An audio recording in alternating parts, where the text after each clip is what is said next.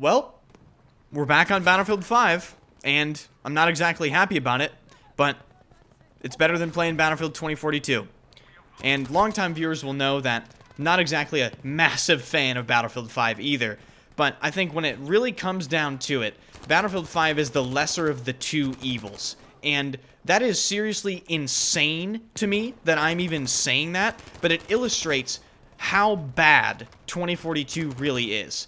And I made this decision because I really was just, I think, boring myself and my viewers to absolute death.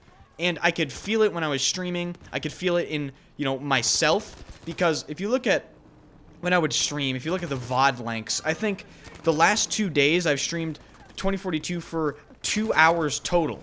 And that just really illustrates how entertaining that game is to me. It's not really worth playing for anyone right now. If you were wondering if the game is improving, there's supposed to be an update, I think next week. I'll obviously make a video telling you if that did anything. But in the meantime, the game is absolutely not worth playing. And we are back on Battlefield 5. Now, one thing I want to clarify. 2042 being terrible obviously doesn't make Battlefield 5 any better. Battlefield 5 is just the better option to play. You know what I mean? And I will admit, going back to Battlefield 5 after not playing it for, I think 4 or 5 months now, it does literally just feel more like a video game, 2042 is the most soulless, boring, crypt keeper-ass game I've ever played. And I think that is really reiterated by the reaction of the community, obviously. And I also decided that it is stupid to restrict myself to playing Battlefield 2042 and not play the game that I think a vast majority of the community has gone back to, regardless of my opinion of the game or not.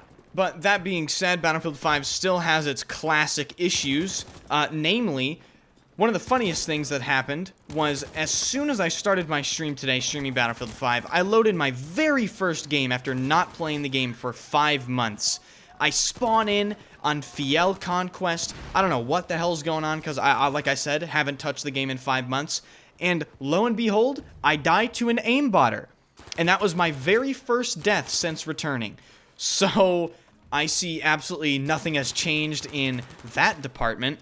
But something that is almost a shock to my system after playing 2042 for 4 or 5 months is Battlefield 5's maps, even though they were obviously not that great overall, there's still a few redeemable maps in Battlefield 5 that make Battlefield 2042 look so much worse than it already is. And I didn't even know that was even possible, but I played a Devastation Conquest round and a Merida Conquest round in Battlefield 5. I think I got like 100 and something kills in my first game, first few hours back in Merida Conquest.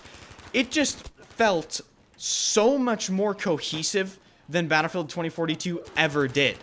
I don't know if it's just my instincts for Battlefield 5 coming back and I already know where to rotate around the maps, but I just felt like whenever I was running around, I knew where to look, I knew where people could be, and there was a okay amount of people in one area. Because obviously, Battlefield 5 is not 128 players, and 2042 is. So I feel like in 2042 sometimes, you peek a corner and there's literally 35 people there. And there's nothing, you can't do anything. But in Battlefield 5, I feel like if you play it right, you can position yourself in a way where you can move around the map, you can kill a ton of people, and survive for a very long time.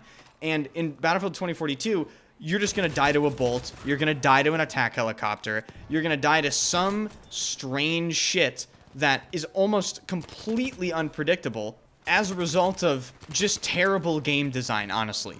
And in Battlefield 5, and this extends to other 64-player Battlefield games, the sense of individual control over the situation is just substantially better.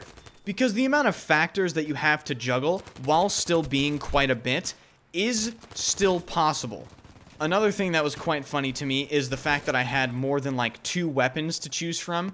In Battlefield 2042, I'm used to pretty much using the M5, or maybe an AK, maybe the PKP. In Battlefield 5, I feel like I just wasn't used to there being any content in a game. I was like, in Battlefield 5, to make no mistake, I'm not sucking Battlefield 5's dick here, because that game had its content canceled because of how bad it was. But at least there's more than 2 primary weapons, I feel like There's no personality to any of the weapons in Battlefield 2042. None of them feel different from one another. And in Battlefield 5, a lot of the weapons have clear and obvious use case scenarios, whereas in Battlefield 2042, I feel like I can get away with pretty much using any weapon in almost any scenario, outside of like using a submachine gun to shoot someone at sniper range. But yeah, I'm pretty much putting 2042 on the back burner just for the time being, because I feel like that game is just exhausting to play and no one really likes it. So I will go back and play it when there's updates. I will obviously play it, on and off here and there.